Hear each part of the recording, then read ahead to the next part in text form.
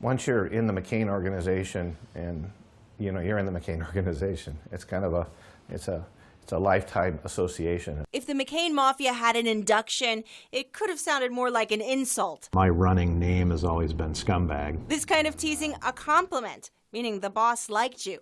I'm good to see you're out of rehab today, or are you on work release today? Cindy and I voted. John McCain's sarcastic wit sometimes got him in trouble. It also could help him make a point.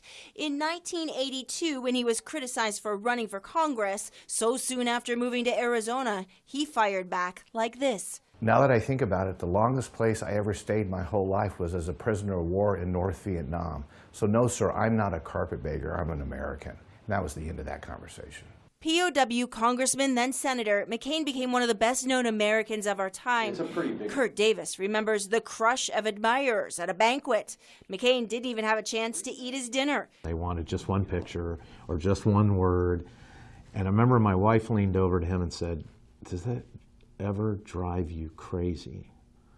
And his answer to her, and I will never forget it, is no. And you would regret when the day comes when they no longer want to take your picture. There were moments of quiet kindness, especially when a mentor, former Democratic Congressman Mo Udall, was hospitalized, dying. And Senator McCain would sneak away at least once or twice a month and go visit Mo and take newspaper articles from Arizona and other interesting things. And Mo was basically unconscious in those days, and he would sit and read to him. The defense authorization bill. In the footsteps of Mo Udall and Barry Goldwater, John McCain also aspired for more. First time I talked to him about running for president, I'll never forget. I remember my reaction is kind of like, why? Why would you do that?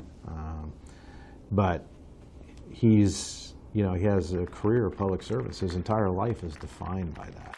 The campaign team believed McCain could win in 2008, but just weeks before the election, the stock market collapsed. All of us that supported John McCain, I think, in one way or another knew that this is a seminal moment. The American people have spoken.